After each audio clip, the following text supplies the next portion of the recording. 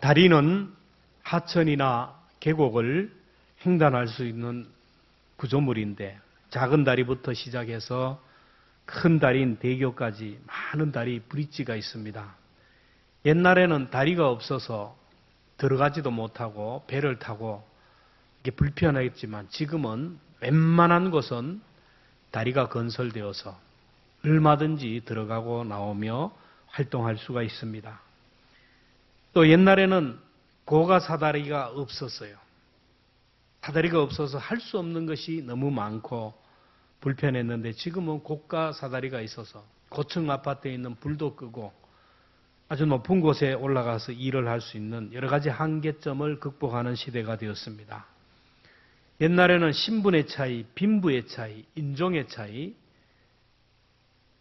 평생 아무리 해도 극복하지 못했는데 이제는 자신의 노력으로 얼마든지 신분과 빈부의 차이, 인종과 사회적 차별의 문제를 극복할 수 있는 시대가 되었어요.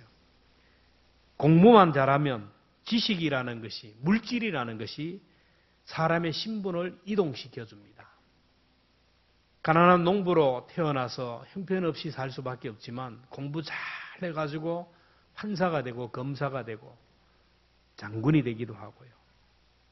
별 볼 일 없는 사람이 돈 많이 벌어가지고 재벌이 되고 존귀한 자리에 서는 것을 보게 됩니다. 지식이, 물질이 사람의 신분을 이동시켜줍니다. 근데 하나님과 우리 인간 사이에는 그 무엇으로도 연결할 수 없고 그 무엇으로도 접촉할 수가 없어요. 아무리 많이 배워도 아무리 많은 물질이 있어도 아무리 선행을 해도 하나님과 접촉점이 있을 수가 없다라는 거예요. 근데 예수님이 하나님과 인간 사이를 연결하셨다라. 에베소 2장 13절 14절 같이 함께 봅니다. 시작. 이제는 전에 멀리 있던 너희가 예수 안에서 그리스도의 피로 가까워졌느니라. 그는 우리의 화평이신지라. 둘로 하나를 만드사 원수된 것 곧 중간에 막힌 담을 자기의 육체로 하시고 예수님이 십자가에서 자신의 몸을 속죄 제물로 드림으로 인하여 하나님과 인간 사이를 연결해 주셨어요. 예수님의 십자가는 하나님과 인간 사이를 연결하는 생명다리입니다. 그래서 주님이 요한복음 14장 6절에 내가 곧 길이요 진리요 생명이니 내가 곧 하늘을 가는 길로 내가 곧 생명의 길로 인도하는 길이고 진리고 생명이라 이렇게 말씀하셨습니다. 하나님은 하늘과 땅을 연결하는 사다리인 예수님을 이 땅에 보내주셨어요.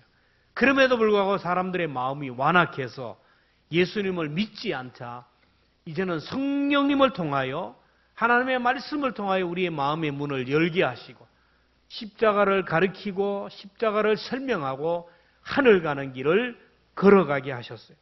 오늘 우리는 예수 그리스도를 통하여 하늘 가는 길을 발견한 사람들입니다. 예수님이 바로 생명의 브릿지이고 생명의 다리라는 것을 알지만 인간 스스로는 그 다리를 건널 수가 없고 사다리를 통하여 올라가지 못해요. 오늘 44절에 보면 나를 보내신 아버지께서 이끌지 아니하시면 아무도 내게 올 수 없으니 하나님이 이끌어주지 않으면 예수님께 나갈 수도 없고 천국 갈 수도 없고 예수님의 그 진리의 세계로 나갈 수 없다라는 거예요. 성령이 역사하지만 인간 스스로 믿음을 가질 수가 없어요. 고린도전서 12장 3절 봅니다. 시작. 하나님의 영으로 말하는 자는 누구든지 예수를 저주할 자라 하지 아니하고 또 성령으로 아니하고는 누구든지 예수를 오늘 우리 하나님이 이끌어 주셔서 교회에 나오고 예배의 자리에 나오고 예수님을 영접하고 믿음의 자리에 선 줄로 믿습니다. 성경을 보면 하나님이 우리를 이끌어주는 모습이 나와요. 소돔과 고모라 성이 죄악으로 멸망해 갈 때 하나님께서 천사를 보내서 롯의 가정을 이끌어내라고 하는 거예요.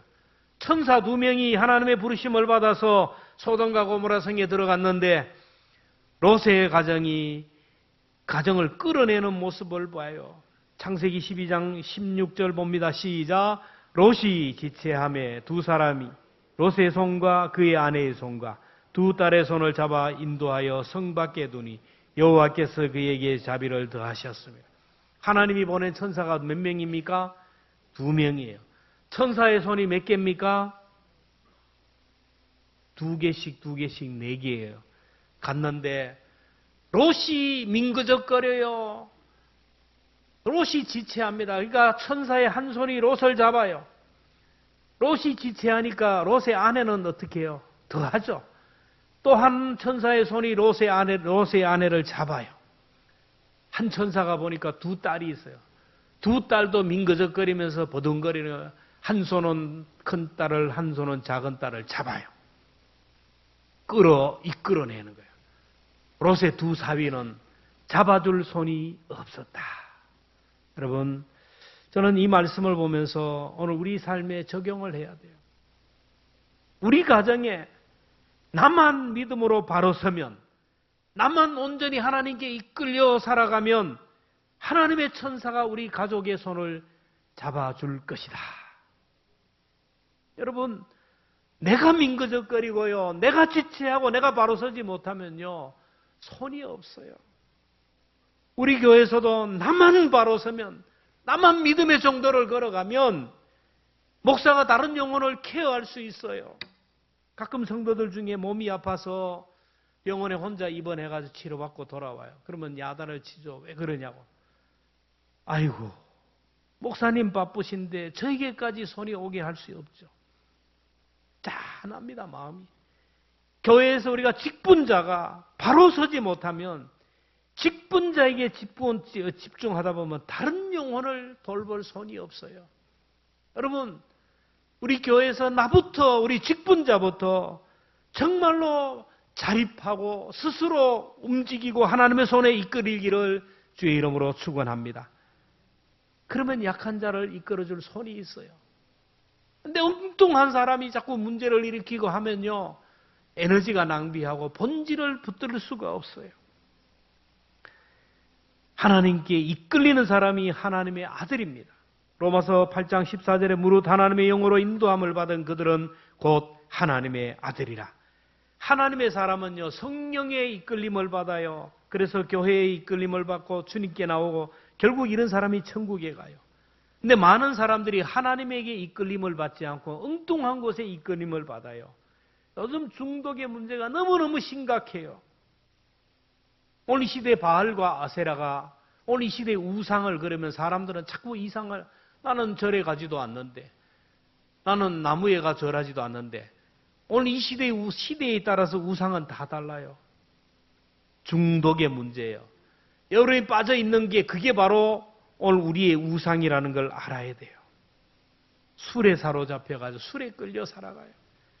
담배에 중독이 됩니다. 게임에 중독이 되고 TV에 중독이 되고 핸드폰에 중독이 되고 벗어나지 못해요. 신앙생활을 하면서 세상적인 것에 붙들려서 벗어날 길이 없어요. 왜 예배의 자리에 못 나오냐? 이유가 있어요. 지금 그 시간에 그 사람을 붙들고 있는 것이 있어요. 왜 기도의 자리에 못 나오냐? 지금 그 사람을 붙들고 있는 것이 있어요. 나는 중독되지 않았다. 실상 보면 저마다 자기 소견에 옳은 대로 살아가요. 감정에 이끌려 살아요. 내 기분에 이끌려 살아갑니다. 갑자기 기분이 좋아요. 갑자기 기분이 떨어져요. 상황이 하나도 변한 거 없어요. 기분 나빠 안 가. 날씨가 갑자기 이러니까 기분 나빠 안 가요. 기분 나쁘다, 기분. 여러분, 우리가 살아갈 때 감정과 기분에 따라가는 것이 아니고 하나님의 말씀에 이끌리면 끝나는 거예요. 이런 환경 저런 환경, 세상은 아담과 하와부터 지금까지 똑같아요. 똑같이 전쟁이 일어나고 나를 힘들게 하는 사울이 있고 여러 가지 있대요. 그러나 그것들을 보지 말고 팩트, 하나님의 말씀에 이끌리고 말씀 따라가면 다 해결될 줄로 믿습니다. 앞을 보지 못하는 시각장애인들을 이끄는 게 뭡니까? 맹인경, 안내견이 이끌어요. 소경은 안내견의 이끌림을 받으면 목적지에 가듯이 오늘 우리들도 하나님께 이끌려야 천국에 들어가고 축복의 땅에 들어갈 수 있어요. 우리가 하나님 앞에 이끌리기 위해서는 기도의 이끌림을 받아야 돼요. 기도하면 하늘문이 열리고 기도하면 기적이 일어나고 기도하면 축복을 받아요. 기도하는 자를 하나님이 이끌어 주셔요. 성경을 보세요. 다 위대한 인물들을 다가 보면 기도에 빠진 사람이고 기도에 이끌림을 받았던 사람들입니다. 우리가 기도에 이끌림을 받으면요, 중독에 빠지지 않아요. 기도는 하나님 앞에 서는 것이고 하나님 앞에 물어보고 여쭙는 거예요. 건강 주십시오. 물질 주십시오. 자녀들에게 형통을 주십시오. 그게 기도가 아니에요. 하나님이 우리에게 이미 많은 걸 주셨어요. 생명을 주시고 건강도 주시고 이만한 걸 주셨어요. 그러면 이제 내가 하나님 앞에 무엇을 해야 합니까? 이걸 물어보는 것이 바로 기도예요. 어젯밤에 죽은 사람도 많은데 오늘 내가 살아 있습니다. 내가 살아서 해야 할 일이 무엇입니까? 오늘도 회의를 해야 되는데 어떻게 해야 됩니까? 오늘 우리를 직분의 자리에 좋은 자리에 세워주었는데 내가 이 자리에서 무엇을 해야 할까요? 이렇게 물어보면 하나님이 답을 주셔요. 그 답을 주신 것에 순종하면 이끌림을 받는 거예요. 하나님에게 이끌림을 받는 거예요. 여러분, 기도는 하나님 앞에 물어보는 것이고 여쭤보는데 다윗은 언제나 기도를 통하여 하나님 앞에 여쭤봐요. 여러분, 성경을 보세요. 다윗의 삶을 살라 그러면 저는 안 살아요. 얼마나 가시밭길 고난의 인생인지 몰라요. 근데 다윗은 그 어려운 환경 속에서 늘 하나님 앞에 무릎을 꿇었어요. 성경에 보면 다윗이 하나님 앞에 기도한 내용이 많아요. 하나님 앞에 서서 기도로 물어보니까 하나님이 기도하는 시간에 다윗에게 말씀하시고 말씀하는 대로 따라가니 하나님의 인도를 받아 형통의 길을 걸어갔습니다. 근데 사울은 그렇지가 않아요. 사울이 이제 죽었어요. 다윗을 그렇게 힘들게 하던 사울이 죽고 사울의 아들들이 다 전쟁터에서 한날 한시에 죽었어요. 여러분, 그러면 여러분 어떡할까요? 나를 계속 힘들게 하는 사람, 눈만 뜨면 저 사람 보기 싫고 그런 사람 어느 날 갑자기 교통사고가 나서 입원했다. 그러면 여러분 어떻게 해요? 아이고, 그래, 나를 힘들게 하더니 잘 되었다. 여러분, 그 기도의 사람이 아니에요. 다윗은 자기를 그렇게 힘들어요. 일어나면 또 이 사울 때문에 사울이 나를 죽일까 봐 공권력으로 그러니까. 근데 그 사울이 죽었다는 소리를 들어요. 얼마나 기쁘겠어요. 할렐루야. 근데 성경을 보세요. 애가를 기록해서 눈물을 흘리면서 사울의 죽음을 슬퍼하며 친구 요나단의 죽음을 슬퍼합니다. 사울이 죽었으면 이제 내 시대가 왔다. 매뉴얼 따라서 행동을 개시하잖아요. 근데 다윗은 하나님 앞에 기도합니다. 사무엘하 2장 1절 간비옵니다. 시작. 그 후에 다윗이 여호와께 내가 유다 한 성으로 올라가리이까? 여호와께서 이르시되 올라가라. 다윗이 어디로 가리이까? 이르되 헤르본으로 가. 전쟁이 일어나면요, 다윗은 작전 회의하지 않고 지휘관 회의하지 않고 이웃나라 원군 요청하지 않아요. 기도했어요. 역대상 14장 10절입니다. 시작. 다윗이 하나님께 물어 이르되 내가 블레셋 사람을 치러 올라가리이까? 주께서 그들을 내 손에 넘기시겠나이까 하니 여호와께서 그에게 이르시되 올라가라. 내가 그들을 내 손에 넘기리라 하신지라. 기도로 하나님 앞에 물어보니까 하나님께서 이끌어 주시는 거예요. 근데 사울은요, 성경을 아무리 봐도 기도했다는 내용이 없어요. 하나님의 성전의 제사장 엘리 제사장 그의 아들 두 아들도 기도했다는 내용이 없어요. 교회사를 통하여 보아도 기도하지 않는 사람 치고 제대로 된 사람이 없어요. 기도한 사람 치고 제대로 안 된 사람 없어요. 여러분의 이름이 기록되고 여러분의 이름이 불려질 때마다 기도의 사람이라는 이름이 들어가기를 축원합니다. 교회 봉사 열심히 하고 헌금 많이 하고 아무리 많이 해도 기도가 빠지면 그 인생은 끝나는 거예요. 그러나 아무리 부족해도 무릎 꿇고 기도하는 사람을 하나님께서 이끌어 주시는 거예요. 잃어버린 기도의 능력을 회복하고 놓았던 기도의 줄을 회복할 수 있기를 주의 이름으로 축원합니다. 그러면 사람들이 그래요. 아이고, 나는 그렇게 기도했는데 응답이 없네. 저 집은 응답받고 이 집도 응답받고 다니엘 기도해 보니까 응답을 받았다는데. 여러분, 다니엘 기도해 보면서 누구야? 그러면서 하나님이 말씀하셨다 하니까 착각하고 있어요. 여러분, 성경 잘 봐야 돼요. 그분들이 누구야 하는 것은 하나님이 직접 그래 불러주는 게 아니에요. 그런 하나님이 아닙니다. 성경을 읽을 때 이 말씀이 나에게 주시는 말씀으로 들려지는 거예요. 나에게 주시는 말씀으로 믿어지는 거예요. 내가 순종해야 될 말씀으로 믿어지는 거예요. 그걸 표현할 때 누구야 하는 거예요. 그러면서 지금도 그걸 보면서 하나님 나에게도 말씀해 주십시오. 내 이름을 불러주십시오. 백날 기다려봐야 안 오죠. 말씀을 읽을 때 하나님께서 말씀을 통하여 주시는 거예요. 사람들은 내 기도에 응답이 없다 그런 거예요. 일본에 나온 세계적인 신학자 우츠무라 간조가 임종시에 그런 말을 했대요. 내가 지금까지 하나님의 은혜로 살았는데 하나님의 은혜는 헤아릴 수 없습니다. 그러나 가장 큰 하나님의 은혜는 내가 기도한 대로 응답받지 못한 것이 은혜입니다. 기도가 응답받지 못한 것을 은혜라는 거예요. 그는 말합니다. 내가 기도할 때마다 하나님이 내 기도를 들어주다면 저는 형편없는 인간으로 전락하고 말았을 겁니다. 근데 하나님께서 내 영혼을 파괴하고 죄를 짓는 기도는 들어주지 않았습니다. 나를 가장 잘 알고 나의 필요를 아시는 주님, 내 기도에 응답하지 않음에 감사합니다. 온전한 기도만 들어주심으로 저를 하나님의 뜻을 이루는 사람으로 만들어주셨습니다. 그렇습니다. 하나님이 오늘 우리의 기도에 즉각 응답하셨다면 저와 여러분이 이곳에 살아남을 수 있는 사람 있겠어요?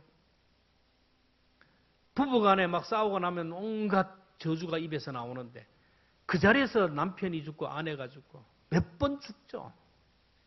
누가 인간관계가 틀어지면은 막 그냥 막 저주할 텐데 그냥 막 죽잖아요.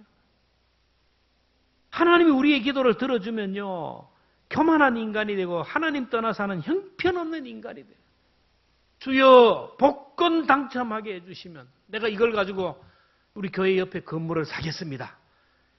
여러분, 기도하면 복권 당첨될까요? 하나님이 먼저 알아요. 당첨되면 딴 생각해요.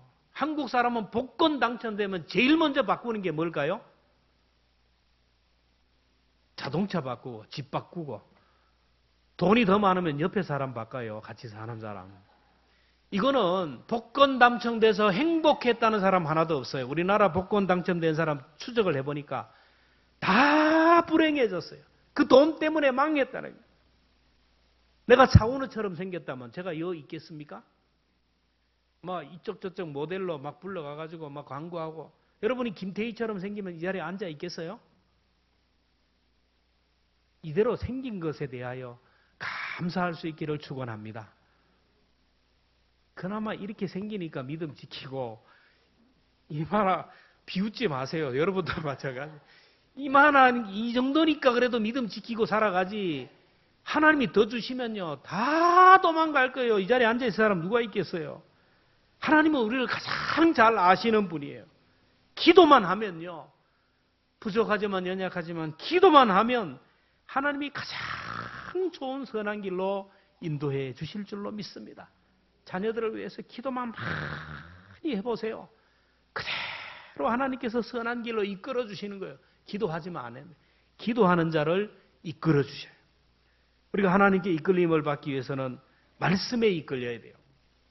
제가 엘리베이터 레크레이션 1급 자격증이 있어요. 레크레이션 가운데 옛날 촌스러운 그런 레크레이션에서 가라사대하고 얘기를 하면 거기에 움직여야 됩니다. 근데 그냥 얘기하면 움직이면 안 돼요. 가라사대라는 말이 들어가야 움직이고, 가라사대라는 말이 없이 움직이면 벌칙을 받아요. 한번 연습해 볼까요?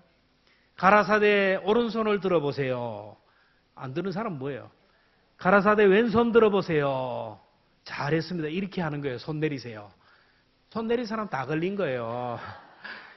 우리가 정신을 안 차리면요, 정신을 안 차리면 이렇게 넘어간다니까요. 우리가 세상 살아가면서 정말로 영적으로 깨어 정신 차려야 말씀대로 살아가지, 정신 안 차리다 보면요 내 기분대로 살아가고 내 감정대로 살아가고 내 생각대로 살아갈 수밖에 없어요. 이 죄라는 것은 말씀 아닌데 움직이는 거예요. 말씀하지 않았는데 움직이는 거예요. 하마르티아, 죄라는 것은 관역을 빗나간다라는 말. 하나님이 우리를 이 세상에 보낼 때는 말씀을 쫓아 살아가고 하나님의 영광을 위하여 사명 감당하도록 보내주셨는데, 말씀과 빗나가는 거예요. 사명과 빗나가는 거예요. 내 생각대로 살아가는, 이게 죄예요, 죄. 여러분, 양궁 선수들, 우리나라 선수들, 국가대표로 우리나라가 발탁되는 순간 금메달 아닙니까? 다 보면요. 전 국민이 보잖아요. 10점 딱 들어가면 어떡합니까? 막 박수를 치고 난리가 납니다. 8점 그러면 어떻게 해요? 아유, 7점 그러면 막 요걸 대배기를 얻어먹어요, 여러분. 그 들어가는 것만 해도 그런데 우리 하늘에서 하나님께서 우리를 지켜보고 계셔요. 믿음의 선배들이 우리 성도들이 지켜보는데 말씀대로 살려고 바둥치고 믿음대로 살려고 사명 감당하면서 바둥치는 사람을 보면 막 감동이 되고 박수를 쳐요. 말씀의 이끌림을 받을 때 하나님이 우리를 이끌어줘요. 이스라엘 백성들이 가장 혼돈하고 가장 어렵고 힘든 시대를 성경은 한 문장으로 요약했어요. 사사기 17장 6절 같이 봅니다. 시작. 그때에는 이스라엘의 왕이었어. 사람마다 자기 소견에 오른 대로. 우리 경상도 말로 지팔지가 흔드는 거예요. 말씀을 모르니까 내 감정대로 막 사는 거예요. 내 기분대로 살아가는 거예요. 뭐 전례 없는데 뭐가 없는데 이러면서 막 살아가는 거예요. 매일 말씀 묵상하는 이유가 바로 그래요. 말씀을 매일 읽고 묵상하면요. 하나님의 계획을 따라요. 제가 했던 계획을 하려고 하는데 이게 말씀 맞는 말이 말씀에 어긋나지는 않았습니까? 제 삶이 말씀에 벗어나지 않았습니까? 베레아 성도들처럼 말씀을 연구해야 돼요. 사도행전 17장 11절 봅니다. 시작. 베레아에 있는 사람들은 데살로니가에 있는 사람보다 더 너그러워서 간절한 마음으로 말씀을 받고 이것이 그러한가 하여 날마다 말씀을 상고 우리가 성경을 읽고 묵상하고 이 말씀을 삶에 적용하는 거예요. 말씀대로 살아보고 말씀대로 순종해보고 말씀의 능력이 나타나는지를 점검하고 테스트를 하는 거예요. 오늘도 저에게 말씀을 주셨는데 이번 한 주간 내가 이 말씀대로 살아가겠습니다. 이것이 하나님의 말씀인데 내가 한번 순종해보자. 이를 악물고 딱 순종하고 결과를 체크하라는 거예요. 여러분 신앙은 이거예요. 음식을 먹어봐야 맛을 알게 되는 거예요. 마찬가지로 하나님의 말씀은 순종해봐야 말씀의 맛을 알게 되는 거예요. 그렇게 하나님의 말씀을 경험하다 보면요. 말씀이 좋아져요. 말씀이 신기해요. 그리고 말씀이 송이꿀처럼 달아요. 시편 119편 103절에 보면 주의 말씀의 맛이 내게 어찌 그리 단지요. 내 입에 꿀보다 더 다니이다. 여러분 성경 읽는 시간이 즐거워요. 통닭 먹는 시간이 즐거워요. 하나님의 말씀 듣는 시간이 즐겁습니까? 피자 먹는 시간이 즐겁습니까? 하나님의 말씀이 이렇게 달고 송일꽃처럼 매일 묵상집을 자꾸 하라고 하는데 여러분 말씀이 재미가 있고 말씀이 좋고 말씀이 꿀처럼 달게 느껴집니까? 처음부터 그러는 게 아니에요. 자꾸 먹어봐야 맛을 알아요. 그래서 너희는 여호와의 선하심을 맛보아 알라. 제가 계속 얘기하잖아요. 매일 말씀 묵상집을 묵상하라고. 교회에서 지원을 해요. 1년치 말씀 묵상집 구입해도 얼마죠? 5만 원도 안 가요. 3만 원이에요. 3만 원. 둘이 함께 나가 식사하면 끝나는 시간이에요. 1년 동안 공급받는 생명의 만나를 공급받는 그걸 3만 원이 아까워가지고 뭐 한다고. 여러분 그 신앙 가지고 어떻게 우리가 하나님 앞에 서고 이 시대 믿음으로 서고 천국 갈 수 있겠어요? 오늘 나가면서 다 신청하기를 바랍니다. 아멘도 안 해요. 받아놓고 집에 갖다 놓으세요. 받아놓고 갖다 놓으면 책을 볼 때마다 언젠가는 한번 펼치게 돼요. 언젠가 펼쳐 읽는 그 말씀이 내 인생을 통째로 바꿀 수 있다니까요. 순종이 제사보다 나아요, 여러분. 말씀을 읽어야 돼요. 먹어야 맛을 알잖아요. 우리가 하나님의 말씀을 자꾸 읽다가 보면 먹다 보면 이것이 말씀이 내 속에 들어가면서 내가 보이지 않는 내 영성을 회복시키고 내 영적인 생명을 만들어가는 거예요. 하나님이 천지 만물을 다 창조하시고 우리 인간을 만드셨는데 이 천지 만물을 살아가는 삶의 매뉴얼, 사용 설명서를 성경이에요. 성경은 우리가 이 땅에 어떻게 살아야 할지를 설명하는 삶의 매뉴얼입니다. 이 매뉴얼을 따라서 전자제품을 만져야 되는 거예요. 이 세상은 하나님이 하나님의 말씀대로 살 때 형통하고 행복하도록 그렇게 만들어 놨어요. 그래서 우리가 이 세상을 살 때 내 소견에 오른 대로 내 감정대로 내 기분으로 살면요, 세상이 재미가 없어요. 길이 안 열려요. 가시밭길입니다. 점점 좁은 길입니다. 스웨덴의 동물학자가 개를 보고 웃지 말라 말을 했어요. 우리나라는 웃는 얼굴에 침 못 뱉는다고, 사람은 웃으면 호감을 느끼고 사람을 좋게 보지만, 그러나 개 앞에서 웃지 말라. 왜요? 개는 웃으면서 이빨을 드러내는 순간 자기를 공격하는 징조로 알아요. 여러분, 사나운 개 앞에 웃지 말기를 바랍니다. 사나운 개 앞에 웃으면요, 개가 자기를 공격하는 줄 알고 물어들어요. 우리가 세상을 살 때 내 기준, 내 판단으로 살면 실패합니다. 모든 인생사의 삶의 기준은 하나님의 말씀인 줄로 믿습니다. 하나님의 말씀은 어제나 오늘나 영원토록 변함이 없어요. 그 말씀을 붙드는 자를 하나님께서 이끌어 가시는 거예요. 창세기 12장 4절에 보면 이에 아브라함이 여호와의 말씀을 쫓아갔고 롯도 그와 함께 갔으며, 아브라함이 무엇을 쫓아갔어요? 말씀 따라갔어요. 그의 조카 롯은 말씀 따라갔나요? 조카가 성경 읽고 말씀 읽고 기도했다는 내용이 없어요. 그런데 말씀 따라가는 삼촌을 따라가다가 대박난 사람이 바로 롯입니다. 삼촌이 가는 곳마다 쫄쫄쫄 따라가다 보니까 롯도 얼마나 많은 복을 받았는지 몰라요. 여러분, 신앙은 눈치입니다. 말씀 따라가는 사람, 신앙 좋은 사람, 하나님과 가까이 하는 사람을 자꾸 따라가면요, 나도 똑같은 복을 받아요. 이스라엘 백성들이 이제 가나안 땅을 향하여 가는데 하나님의 법궤 위에 있는 구름기둥, 불기둥이 인도하는 대로 갈 때 뒤에 있는 사람 안 보이잖아요. 안 보이면 그냥 가는 거예요. 오, 가네. 가야지. 주일이네. 교회 가지. 수요일이네. 가는가 보다. 아이고, 피곤하지만 다 가는데 나도 가야지.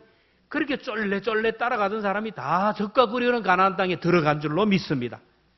여러분, 우리 교회도 그렇게 돼요. 내가 말씀 읽고 따라가지만 말씀 따라가는 믿음의 선배들을 보고 같이 따라가면 나도 축복의 자리에 나갈 줄로 믿습니다.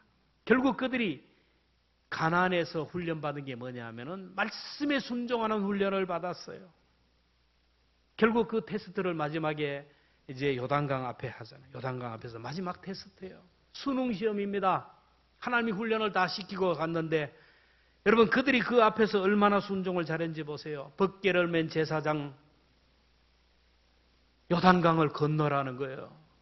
홍수로 물이 범람해가지고 막 사람을 쓸어갈 정도로 검붉은 물결이 막 흘러내려가는, 그 요단강을 건너라 그럴 때 제사장들이 그 요단강을 향하여 건넜어요.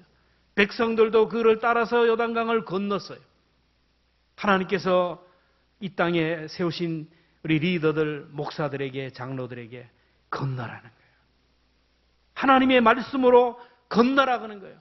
근데 많은 목사님들이 못합니다. 지금 코로나 이후에 교회가 다 무너졌는데 전도가 안 되는데요. 모임이 안 되는데요. 못해요. 그런 교회는 안 되는 거예요. 그럼에도 불구하고 하나님의 미션을 붙들고 움직였던 교회들은 회복되어 가는 거예요. 제가 믿음이 부족해서 때로 못합니다. 그럴 때는 여러분 책망해 주시기를 바랍니다. 돈이 없어서 못하고 뭐가 없어서 못하고, 여러분 아니에요. 우리는 돈 따라가는 게 아니고 하나님의 말씀이면, 말씀 따라가면 다 길이 열리고 하나님께서 이끌어 주실 줄로 믿습니다. 말씀에 이끌리는 저와 여러분 되기를 바랍니다. 마지막으로 하나님께 이끌리기를 위해서는 사랑에 이끌려요. 하나님은 본성이 사랑입니다. 성품이 사랑이기에 사랑의 영이 있는 사람을 하나님이 이끌어 주셔요. 원망이 가득하고 불평이 가득하고 미움과 시기가 가득한 사람은 사탄이 공격해요. 여러분 이상하죠? 아파트 막 20층 되는 아파트 베란다에 그렇게 깨끗해요. 파리 새끼 한 마리 없어요. 방충망으로 다 막아놨어요. 외손자가 와서 똥을 싸고 갔어. 아무도 몰라. 근데 문을 열고 가보니까 막 똥파리들이 막 날아드는 거예요. 이상하죠? 오늘 우리 속에 불평이, 원망이 가득하고 누구를 시기하고 미워하는 마음이 있으면요, 어디서 왔는지 사탄마귀가 막 온갖 사탄마귀가 와가지고 막 소설을 씁니다. 막 소설을 쓰고 작품을 쓰고 막 미움과 시기 온갖 지옥이 되는 거예요. 여러분, 오늘 우리가 이 땅에 사랑을 선택해야 돼요. 사랑을 선택해요. 그 사랑을 어디로 선택해요? 저는 부모님의 사랑으로 선택을 하는 거예요. 하나님은 부모님의 사랑을 통하여 하나님의 사랑을 보아요. 부모가 되어서 자녀를 키워보면요, 부모님의 사랑을 알게 되고 하나님의 사랑이 깨달아요. 아이들을 키우면서 아이들이 아플 때, 아이들이 막 힘들어할 때 부모는 어떤 기도합니까? 저 아이의 고통을 나에게 주시고 저 아이로 자유케 해 주십시오. 부모만이 할 수 있는 거예요. 자녀는 절대로 안 그래요. 부모님 아파 보세요. 아프세요. 요양원에 갖다 버립니다. 그런데 부모는요, 자녀들이 아프면요, 그 아이의 아픔을 나의 아픔으로, 그 아이의 고통을 내게 해달라고, 그 아이를 자유케 해달라고 기도해요. 여러분, 이런 기도를 하는 순간 부모님의 사랑이 느껴져요. 아, 옛날에 내가 아플 때, 내가 힘들 때 우리 부모님이 잠도 못 자고 그렇게 고통스럽게 그렇게 힘들어 했겠구나. 그런 마음이 막 전해들어요. 근데요, 성령이 함께하는 사람은 거기서 끝나는 게 아니에요. 하나님께서 하나님의 아들인 나를 보고 그렇게 아파하시고 그렇게 눈물 흘렸구나. 이런 마음까지 전해지는 거예요. 내 삶이 지치고 힘들 때 죽었으면 좋겠다고 했을 때 부모님은 모르지만 하나님은 아시고 얼마나 아파하시고 얼마나 힘들어 했겠는가. 이런 마음이 전해진다니까요. 그리고 자녀들을 위해 기도할 때, 자녀들의 아픔을 나에게 달라고 기도할 때, 나보다 더 사랑하는 이 아이의 진짜 하나님이 되신 이 하나님이 이 아이의 하나님이라는 것이 느껴지고 그 아이를 하나님께 위탁하면서 마음의 평안이 느껴지는 거예요. 여러분, 우리가 살아가면서 사랑을 선택해야 돼요. 용서를 선택할 수 있기를 축원합니다. 내가 하나님의 자녀인지 아직까지 지옥의 삶을 살아가는지, 빛 가운데 살아가는지 어둠 가운데 살아가는지를 어떻게 알 수 있습니까? 열심히 교회 나온다고요, 열심히 새벽기도 나온다고, 헌금 많이 한다고, 봉사한다고, 아니에요. 말씀으로 봐야 돼요. 요한일서 3장 14절 우리 함께 봅니다. 시작. 우리는 형제를 사랑함으로 사망에서 옮겨 생명으로 들어간 줄을 알거니와 사랑하지 아니하는 자는 사망에 머물러 있느니라. 형제를 사랑하는 자는요, 사망에서 생명으로 옮겨졌다라는 거예요. 사랑이신 예수님을 영접한 사람은요, 사망에서 생명으로 옮겨진 사랑의 나라의 백성이고 사랑의 자녀라는 거예요. 아직도 사랑하지 못하고 미워하고 시기하고 질투하고 있다면, 아직까지 풀지 못한 것이 있다면 죄송하지만 아직까지 어둠에 사는 사람이에요. 천국 간다는 보장이 없어요. 사랑의 사람은요, 사랑의 속성으로 가득 차 있고 성령님으로 가득 차 있기 때문에 어둠이 머물지 못해요. 불의가 머물지 못한다라는 거예요. 지금까지 여러분 어떻게 무엇에 이끌려 살았어요? 내 힘으로 지금 살아가면서 세상이 정말 재미가 없고 정말 하루하루가 지옥 같다. 여러분, 내가 하나님께 이끌리지 않았어요. 지금부터 내년 새해 정말로 기도의 자리에 서서 하나님에게 이끌리기를 바라고, 말씀을 펼쳐 읽고 묵상함으로 말씀에 이끌리기를 바라고, 내가 오늘 여기서 사랑을 선택하고 용서를 선택하고 정말로 그리스도의 사랑을 선택함으로 인하여 하나님이 이끌림을 받는 복된 삶을 살아가는 우리 모두가 되기를 주님의 이름으로 축복합니다.